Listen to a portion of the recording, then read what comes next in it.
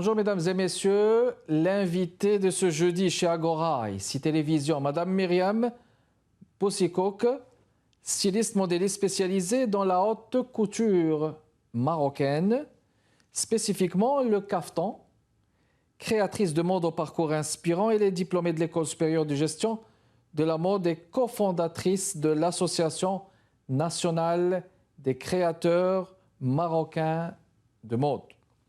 Elle a participé à plusieurs manifestations sur le kaftan à travers le monde.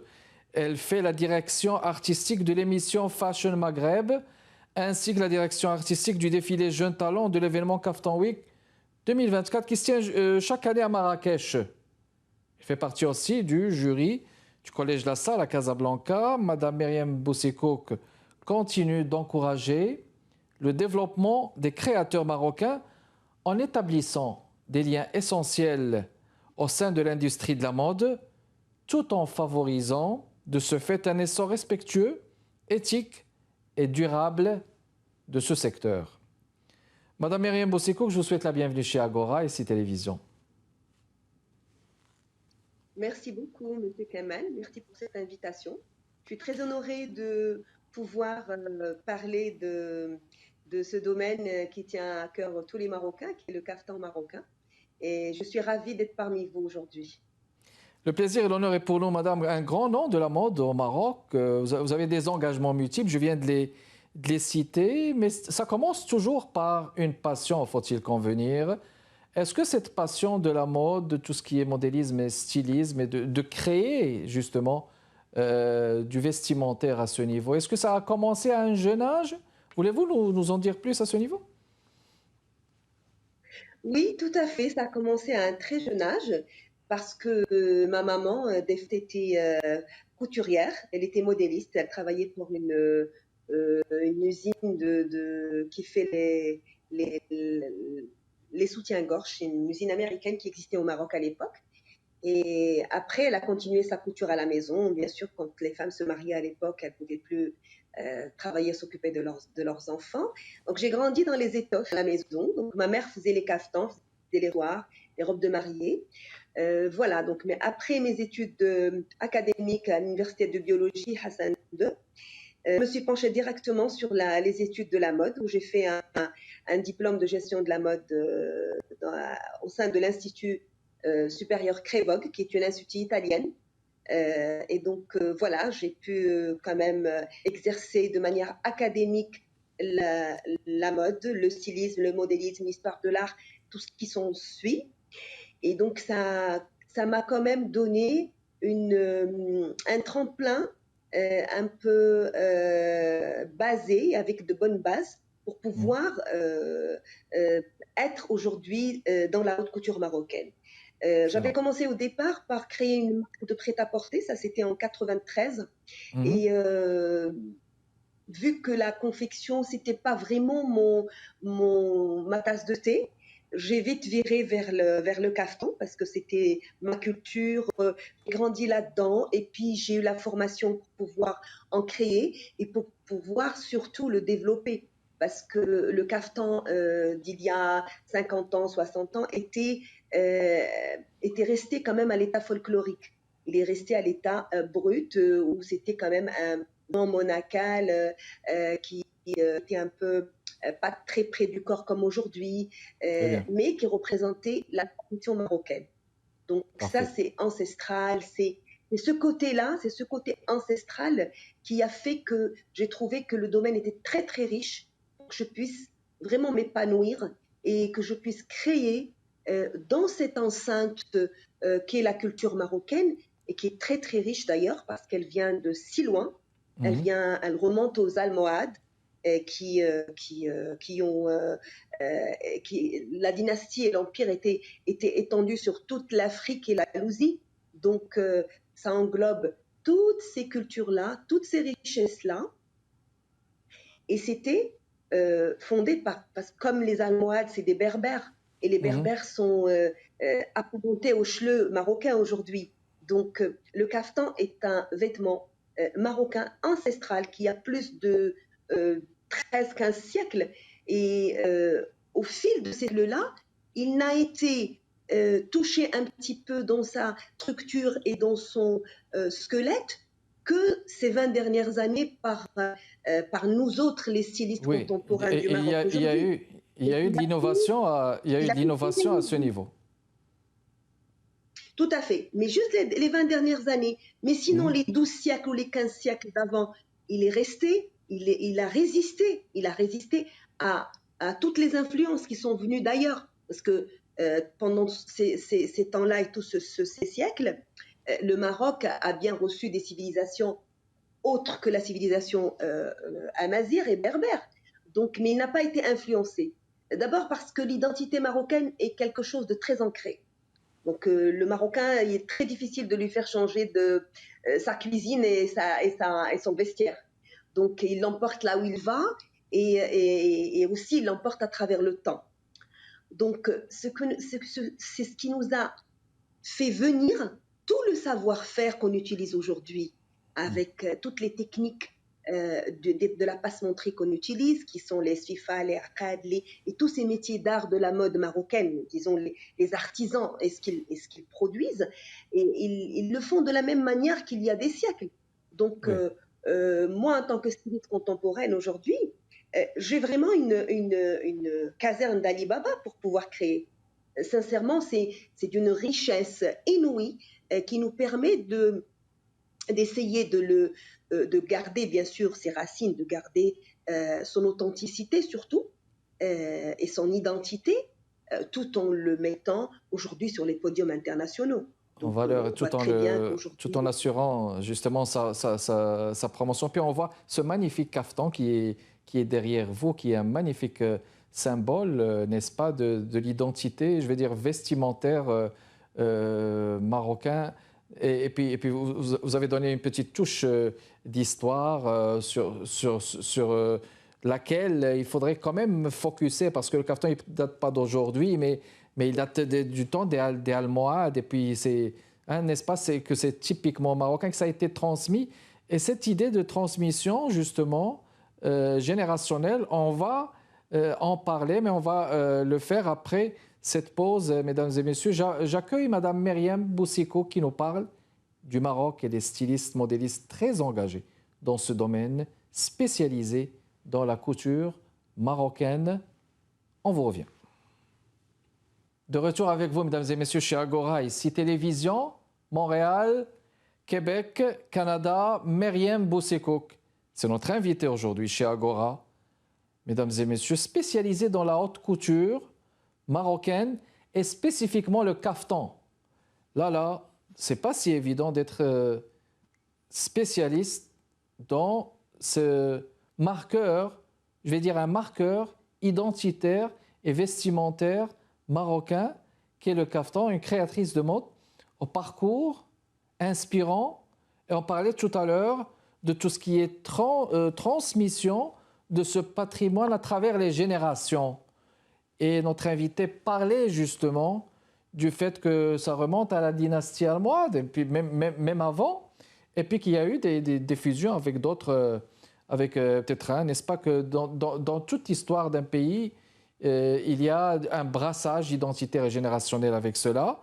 Mais en parlant de cela, Madame Boussikouk, j'aimerais aussi qu'on parle, en faisant le lien, on parle de l'Association nationale des créateurs marocains de mode, dont vous êtes la cofondatrice.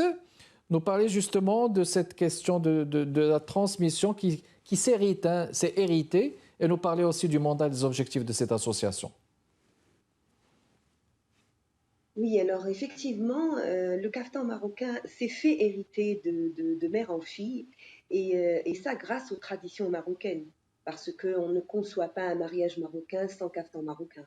Donc ça s'est transmis, et ça s'est transmis d'une très belle manière, parce qu'on inculque ça aux petites filles dès le jeune âge. Donc on leur fait leur premier petit caftan déjà à la naissance. Après, on leur fait le premier petit caftan quand elles ont 1 an, 2 ans, puis elles s'habituent à l'avoir pendant les mariages et tout. Elles veulent aussi, moi je le vois avec mes clientes, donc toutes les petites, elles veulent avoir leur caftan.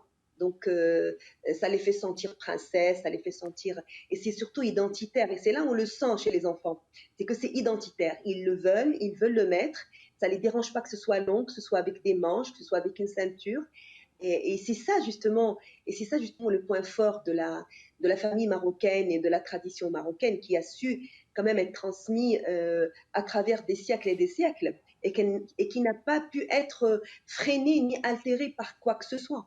Donc voilà, et même aujourd'hui, avec nous les stylistes contemporains, on essaie toujours de le moderniser. Moi, par exemple, dans mes collections, il y a toujours une touche moderne, une touche.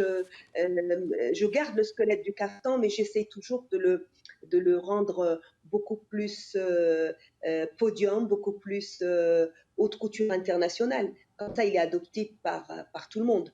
Et donc, mais il y a toujours cette touche qui est le savoir-faire de l'artisan Mhm. marocain, qui est la sfifa, les galons, les ornements quoi qu'on met sur le caftan ou avec lesquels on travaille le caftan, les broderies marocaines qui sont très très diversifiées du nord au sud. Vous savez, on a dans le Maroc, au sein du Maroc, il y a différentes cultures.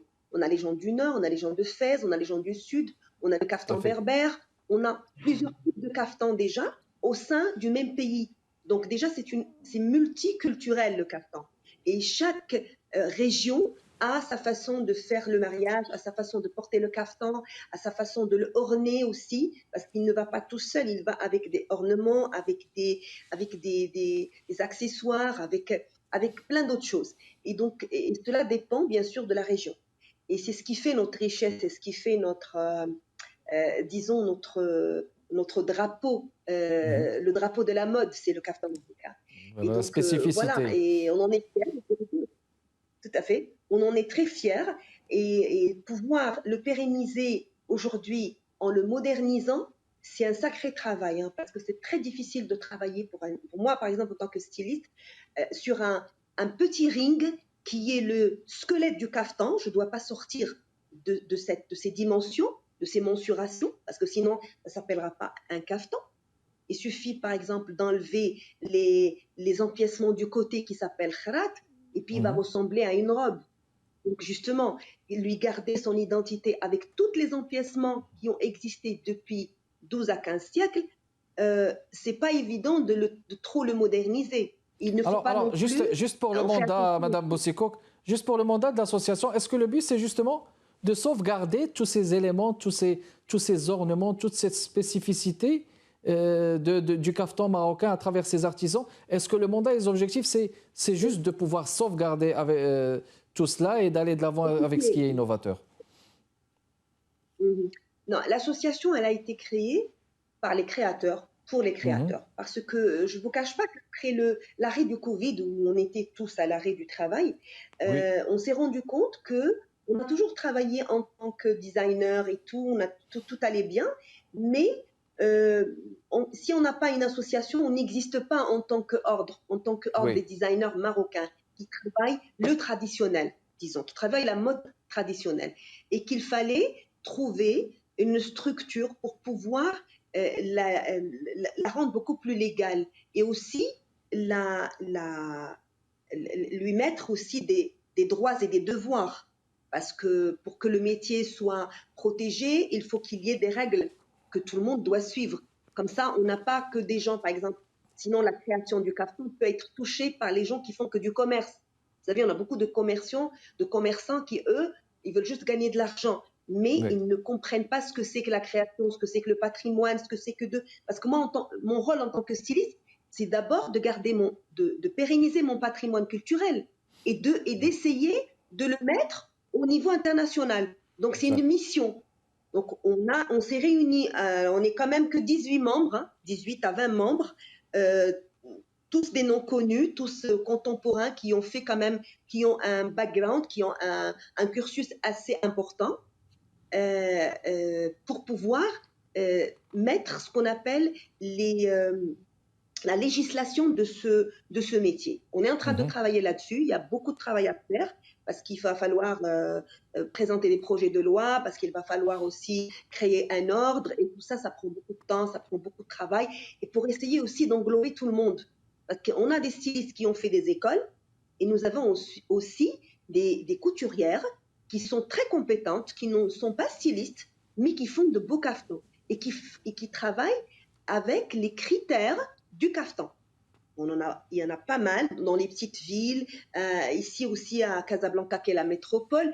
Donc, on essaye de trouver un compromis qui va englober tous les vrais acteurs du kaftan marocain, pour qu'il n'y ait pas Excellent. des intrus qui, eux, vont venir et ils vont peut-être endommager le domaine et donc Oui, toucher à l'identité. C'est surtout ce qu'on essaye exact. de, de, Très bien. de protéger surtout. Et bien sûr, ça va protéger l'artisan du moment qu'on protège l'identité, ça va avec. Oui, De toute façon, exactement, c'est on a réciproque comme là. partenaire le ministère de l'artisanat, qui eux, bien sûr, ils ont tout mis en place pour les artisans, donc ce qui est une très bonne chose, et ils nous soutiennent dans notre cause, donc, parce qu'on va dans le même sens. On a pu même instaurer des Des balises. FITOL pour essayer de sensibiliser les gens OK. à essayer de travailler dans le sens de garder le patrimoine culturel Très bien, Madame et de ne Boussikouk. pas Alors, aller juste vers la on va juste relancer la discussion, justement, dans ce contexte-là que vous venez de dire, de travailler pour le patrimoine culturel. On va le faire après cette pause. On va relancer la discussion après cette pause, mesdames et messieurs. Restez avec nous. Retour avec vous, mesdames et messieurs. Agora, ici, télévision. Madame Myriam Boussikouk, un nom très connu dans la mode, au niveau de tout ce qui est haute couture marocain et spécifiquement le caftan. On va continuer notre discussion avec vous. On va regarder ces photos, Madame Boussikouk. Il y a de magnifiques photos de vos créations, de vos défilés aussi. Alors, en voyant cela, on se dit que c'est un magnifique, je veux dire, vestiment, un magnifique habit là, de l'identité marocaine. Ce qui se porte en guise de vêtements marocains. Il y a même, en regardant ça, il y a une fusion de ce qui est traditionnel et moderne. Mais en les regardant, j'espère que vous regardez avec moi, je vous laisse les commenter, s'il vous plaît. Oui, bah écoutez, alors celui-là qu'on voit devant nous, c'est un caftan en 3 pièces. Mhm, C'est une espèce de caftan de Mansouria et d'un troisième caftan par-dessus, mhm. avec différentes matières, avec une ceinture ornée vous savez, la ceinture dans le caftan marocain est une pièce maîtresse. En fait, c'est la pièce qui Très signe bien. le caftan.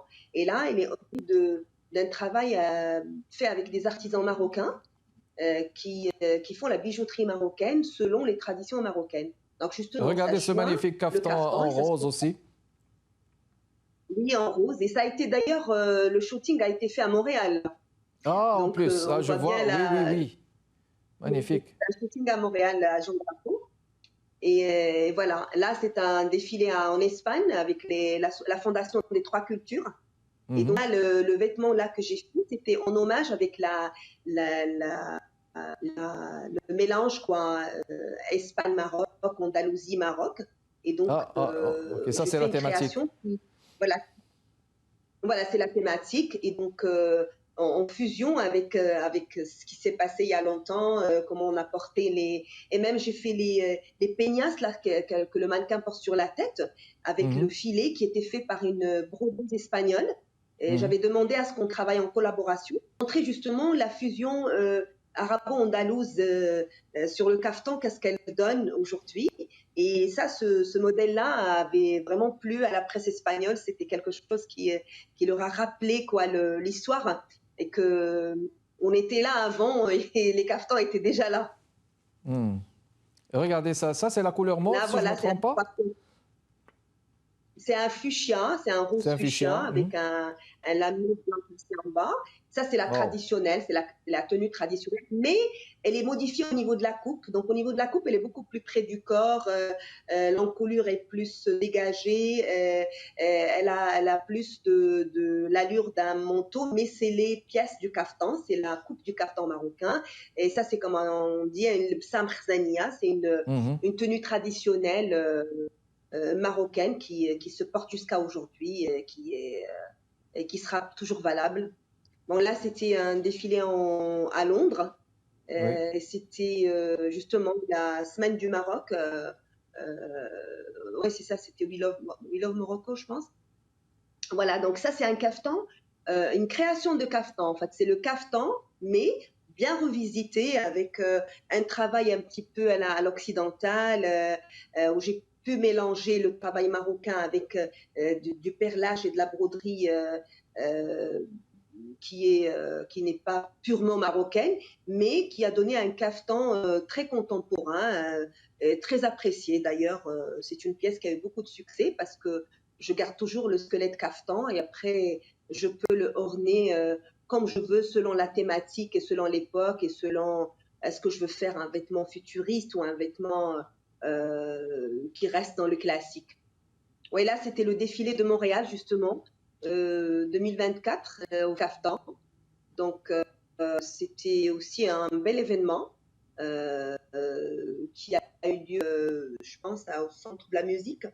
Et voilà, donc c'était une collection aussi dédiée à montrer le travail marocain, à montrer que le caftan aujourd'hui est un caftan qui est très moderne et qui, qui est très à moderne. la Il phase. reste une question, je tiens à vous la poser parce qu'il reste à peu près une minute, là, une minute et quelques.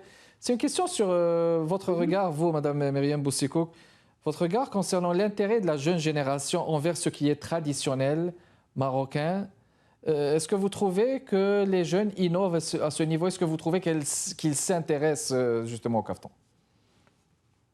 Bah écoutez, selon mon expérience avec les jeunes talents que j'ai accompagnés pendant l'émission, que j'ai accompagnés aussi pendant les défilés, aussi que j'ai emmené aussi avec moi au défilé de Séville à la Fondation des Trois Cultures.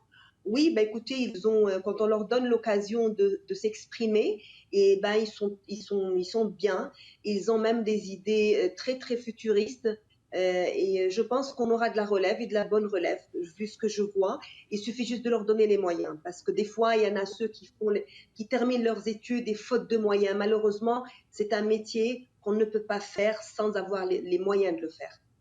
On ne peut pas faire des crayons sans avoir des beaux tissus, sans payer une main-d'œuvre, sans dessiner, d'accord, créer, avoir une idée, oui, mais la réaliser, ça prend quand même des moyens. Donc, mais je pense que ce que je vois déjà les sortants du collège La Salle au niveau du traditionnel, il y a des filets vraiment et quand je note les PFE, et ben, je pense qu'il y a de la matière et il y a de l'avenir. Excellent, excellent. Alors écoutez, c'était tout le temps qu'on avait. Merci beaucoup d'avoir répondu à notre invitation. Madame Myriam Boussikouk, spécialisée dans la haute couture marocaine, il faut noter ça, l'une des plus grandes spécialistes du caftan au Maroc. Là, il y a encore beaucoup de choses qu'on puisse à montrer justement. Là, c'est votre logo, la maison Myriam Boussikouk Couture. Allez au niveau d'Internet, vous allez trouver les coordonnées. Merci encore, Madame. Merci de votre continuel intérêt. Mesdames et messieurs, Kamal Benkiran avec vous, toujours chez Agora, à ICI Télévision, Montréal, Québec, Canada, chaque jeudi, à 15h30. Branchez-vous sur ICI Télévision. Ça fait toujours plaisir de vous présenter toujours du nouveau au niveau des arts, des lettres et de l'actualité aussi. Portez-vous bien. À la semaine prochaine.